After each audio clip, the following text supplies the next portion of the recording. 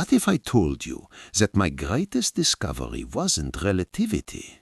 What if the most profound insight I ever had about the nature of reality came not from mathematics, but from a deeply personal experience that shook me to my core?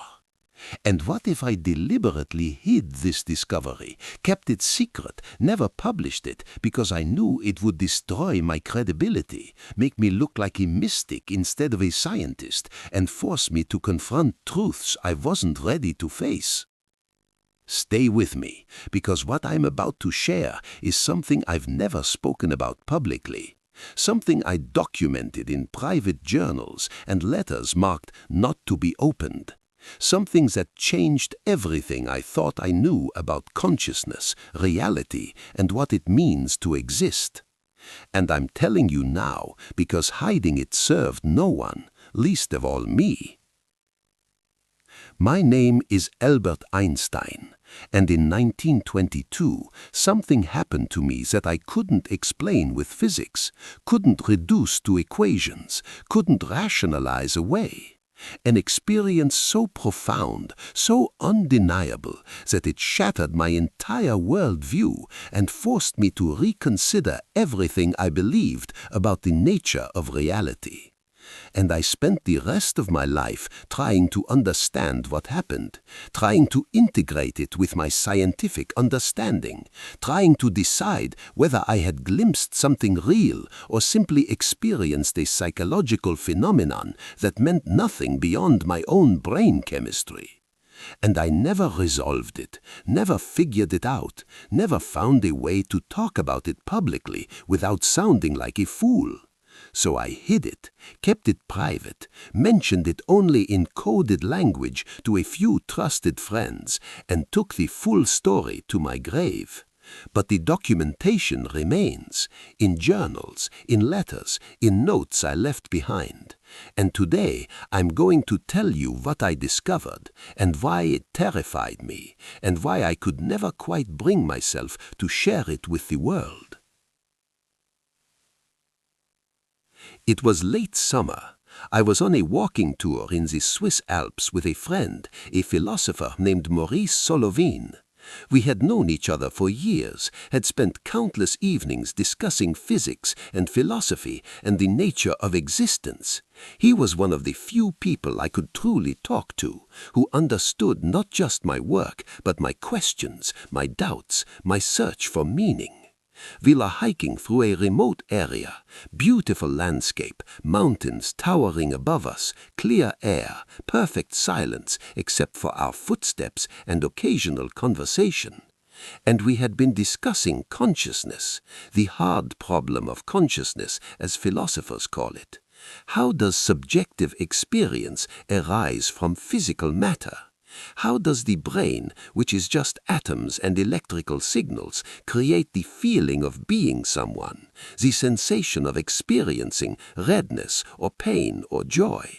This question had always fascinated me, troubled me, because physics can describe everything external, the motion of planets, the behavior of light, the structure of atoms, but it seems powerless to explain the internal, the subjective, the felt quality of existence. We were arguing about whether consciousness could ever be explained scientifically, whether it was just a gap in our current understanding that would eventually be filled, or whether it pointed to something fundamentally beyond physics, something that couldn't be reduced to equations. And I was arguing the materialist position, that consciousness must arise from brain activity, that it must be explainable in principle, even if we don't yet understand how, that believing otherwise was giving up, abandoning the scientific worldview. And Maurice was pushing back, asking me how I could be so certain, whether I was letting my philosophical commitments override the evidence, whether the persistent failure to explain consciousness in physical terms suggested that maybe, just maybe, there was something real that physics couldn't capture. And I was getting frustrated, feeling like he was trying to pull me into mysticism, into fuzzy thinking, into abandoning the clarity and rigor that had served me so well in physics. We stopped to rest on an outcropping overlooking a valley, sat down, continued the conversation, and then it happened. I can't fully describe what I experienced. Language fails, but I'll try. I was looking out at the valley, at the mountains, the sky, and suddenly, without warning, without any transition, my sense of self dissolved. Not metaphorically, actually. The boundary between me and everything else vanished. I wasn't Albert Einstein looking at a mountain. I was the mountain. I was the sky. I was Maurice sitting next to me. I was everything all at once. And it wasn't like I was imagining this. It wasn't a thought. It was direct experience, as real as anything I've ever experienced, more real actually, because normal perception felt in that moment like a kind of artificial narrowing, like I had been looking through a keyhole my entire life and suddenly the door had blown open. There was no separation, no inside or outside, no observer and observed, just pure experiencing, pure being. And with this came an overwhelming sense of understanding, not intellectual understanding, but direct knowing. I knew with absolute certainty that consciousness was fundamental, that it wasn't produced by brains, that it was the ground of all existence, that everything, the mountains, the sky, the atoms, all of it was consciousness experiencing itself from different perspectives. And I knew that what we call physical reality was a kind of structure within consciousness, not the other way around. Not consciousness emerging from matter, but matter as a pattern within consciousness. And I knew that birth and death were illusions, changes in form, but not in essence. That whatever I truly was, it couldn't be born and couldn't die, because it was the eternal witnessing presence behind all experience. And I knew that separation was the illusion, that at the deepest level there was only one consciousness, one awareness, experiencing itself as many, as me, as Maurice, as you, as everything. This wasn't a belief, wasn't a theory, it was direct perception, as obvious as seeing the mountain in front of me, more obvious. And the feeling that accompanied this knowing, it was overwhelming, not quite joy, not quite peace, but something beyond both. A rightness, a completeness, a sense that this was what I had been looking for my entire life without knowing it. That all my seeking, all my questioning, all my physics had been trying to get me back to this direct experience of what reality actually is beneath the surface appearances. How long did it last? I don't know. It felt timeless, like I was outside of time entirely. But when it ended, when I suddenly snapped back into being Albert Einstein, separate person, physicist, sitting on a rock, Maurice said I had been silent for about 10 minutes, just staring, not responding when he spoke to me. He asked if I was all right, and I didn't know how to answer. I felt shaken, disoriented, like I had been turned inside out and then put back together slightly wrong, or slightly right. I couldn't tell.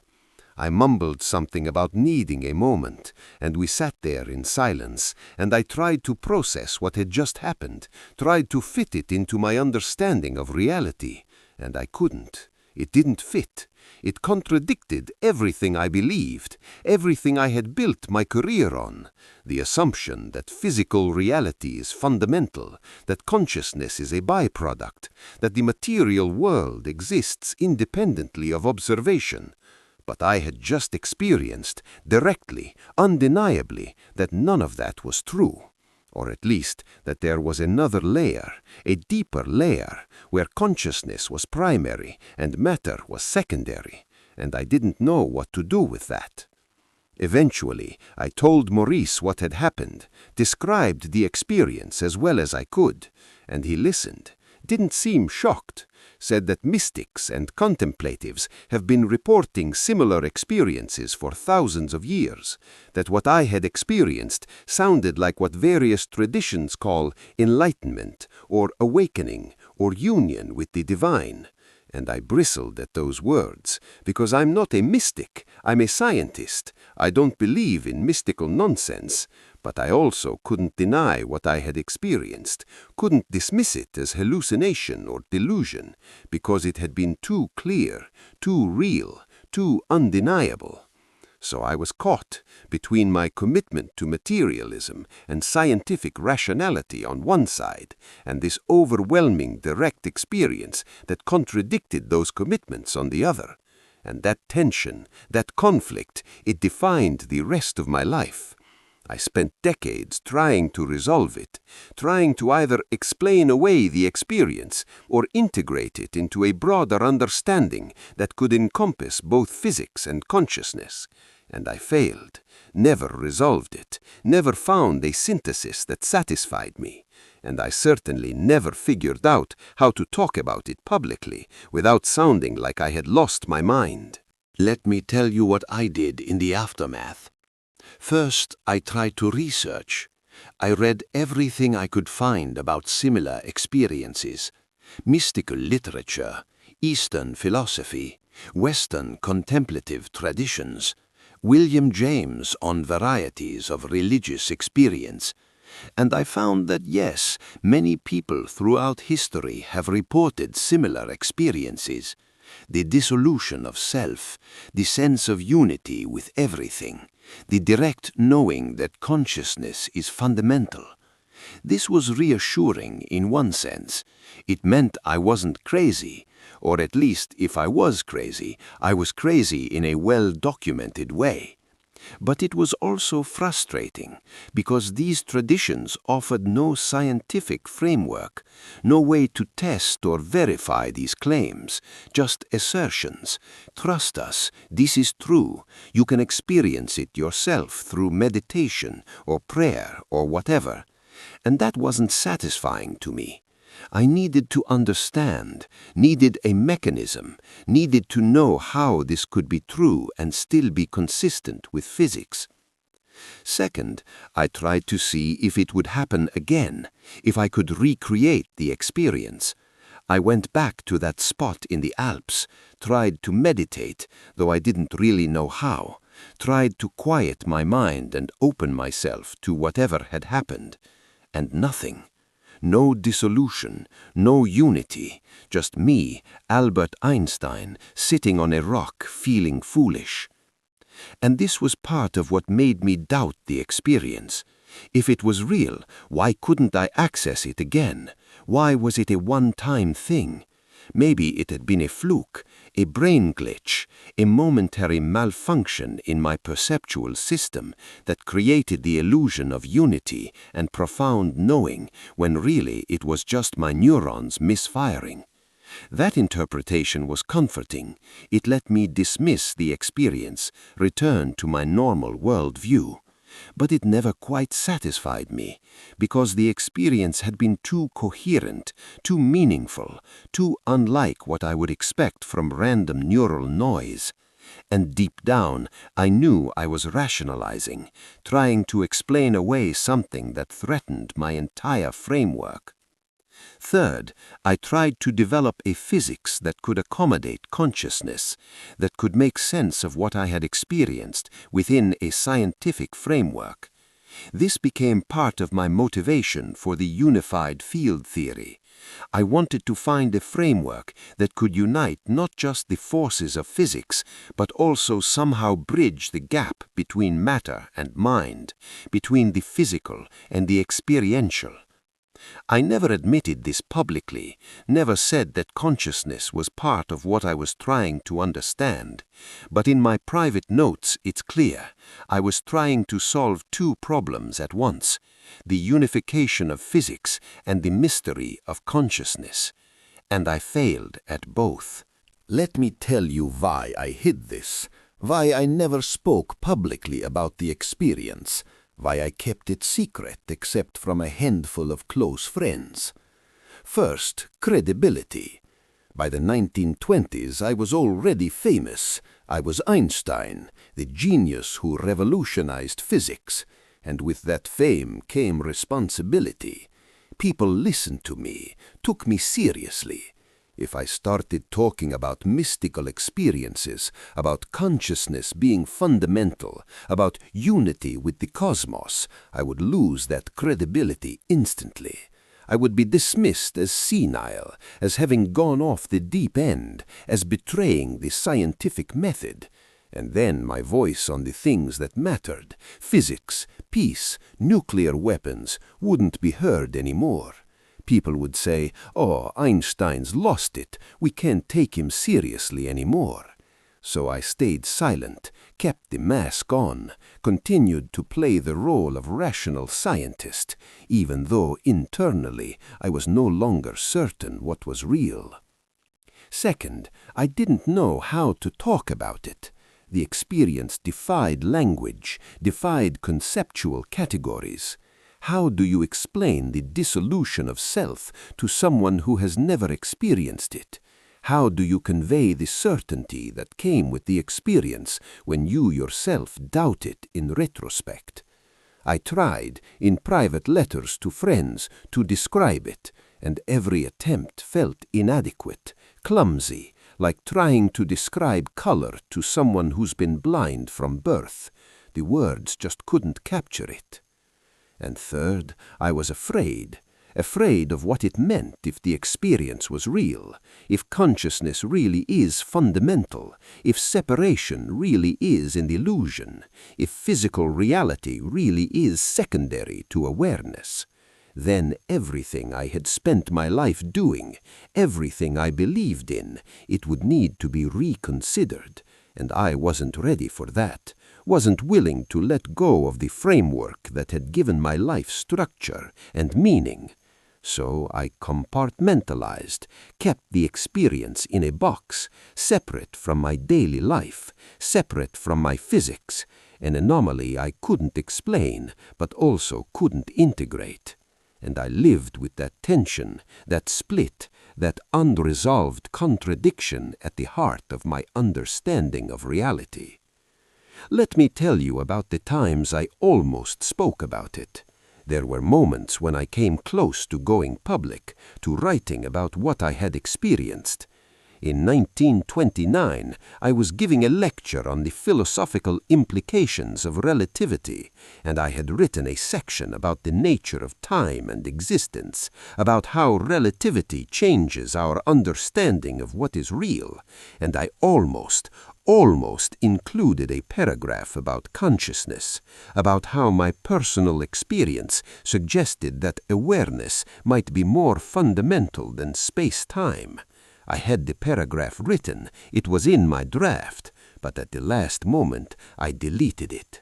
Couldn't bring myself to say it publicly. Too risky, too vulnerable, too likely to be misunderstood. In 1914, I received a letter from a young philosophy student.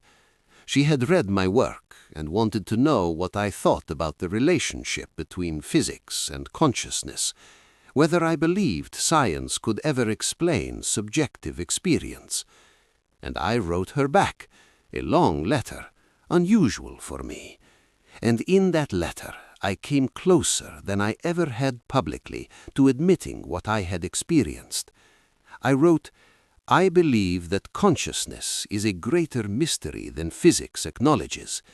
I suspect, though I cannot prove, that awareness is not merely a byproduct of matter, but something fundamental, perhaps even primary. This is not a scientific statement. It is a suspicion based on reflection and certain experiences I have had that I cannot adequately explain." I mailed the letter, and then I panicked. Wrote to her again, asking her not to share what I had said, not to publish it. It was private speculation, I told her, not to be taken as Einstein's official position. She honored my request, kept the letter private, and it wasn't published until after both of us were dead. But even in that letter, I hedged. I called it suspicion, not knowing. I distanced myself from the claim, protected myself, maintained deniability, because I couldn't fully commit, couldn't own the experience and its implications. Now let me tell you about what the experience did to my understanding of physics, how it changed, subtly, the way I thought about reality.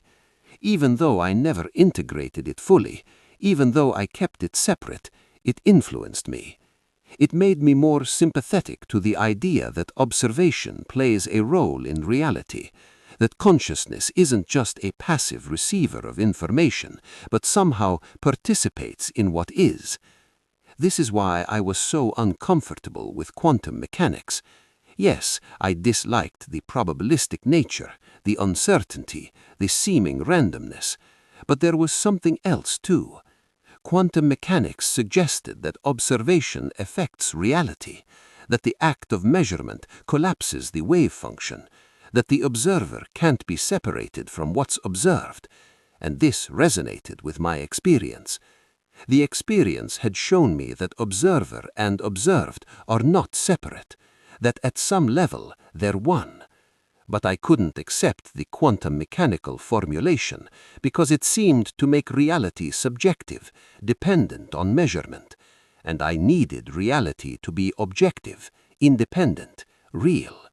So I fought against quantum mechanics, tried to prove it was incomplete, tried to find a deterministic theory underneath, but part of me knew I was fighting myself, fighting the implications of my own experience. The unified field theory, my obsession in later years, it was partly an attempt to resolve this, to find a framework where reality could be both objective and somehow participatory, where consciousness could be acknowledged without making everything subjective. I never found it, never succeeded, and I think deep down I knew I wouldn't, because the frameworks were incompatible. Either consciousness is fundamental, in which case physics as we know it is incomplete, or physics is complete, in which case my experience was meaningless, a glitch, an illusion, and I couldn't accept either option fully. So I lived in the tension, worked on equations that I suspected wouldn't solve the problem, but I had to try, had to keep working, because the alternative was admitting that the mystery was beyond me, beyond physics, beyond understanding, and that was intolerable. Let me share with you what I wrote in my private journal in 1952, 3 years before I died. I was reflecting on my life, on what I had achieved and what I had failed to achieve, and I wrote this. I had an experience once that showed me something profound about reality, something that contradicted everything I had built my career on, and I chose to ignore it, to suppress it, to hide it, because I was afraid of what it meant, afraid of losing my credibility, afraid of having to start over with a completely different understanding. And now, near the end of my life, I realized that was a mistake, not because the experience was definitely real, I still don't know if it was, but because by hiding it, by refusing to grapple with it fully, I closed off a path of inquiry. I limited myself. I chose comfort and certainty over truth, and a scientist should never do that. That admission, that regret, it's one of the most painful things I've ever written, because it's true. I did choose comfort over truth. I did let fear dictate what I explored and what I ignored, and I can't go back, can't redo those decades, can't approach the problem fresh with the openness it deserved. And that's my loss, my failure. Not the failure to solve the unified field theory, but the failure to be fully honest, fully courageous, fully willing to follow where the evidence, including the evidence of my own direct experience, led. So why am I telling you this now? Why am I revealing what I hid my entire life? Because I think it matters. I think the question of consciousness, of what reality fundamentally is, it's the most important question we can ask, more important than any physics problem, because it's the question of what we are, what this is, what it means to exist, and we're not going to answer it by ignoring half the evidence, by dismissing subjective experience as irrelevant just because it doesn't fit our current frameworks. My experience, whatever it was data, it was evidence, evidence that our current understanding is incomplete, and I should have taken it seriously, should have investigated it rigorously, should have been willing to follow where it led, even if that meant abandoning cherished beliefs. That's what a scientist does, follows the evidence, all the evidence, not just the convenient parts. And maybe my experience wasn't unique. Maybe many people have similar experiences and dismiss them, explain them away, hide them, because they don't fit the materialist paradigm, because admitting them would make you look crazy. And if that's true, if we're all suppressing evidence because it doesn't fit our worldview, then we're not doing science, we're doing dogma. We're protecting a belief system instead of seeking truth.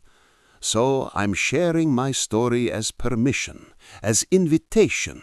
If you've had experiences that don't fit into the standard materialist framework, you're not alone, you're not crazy, you're human, and your experience is data.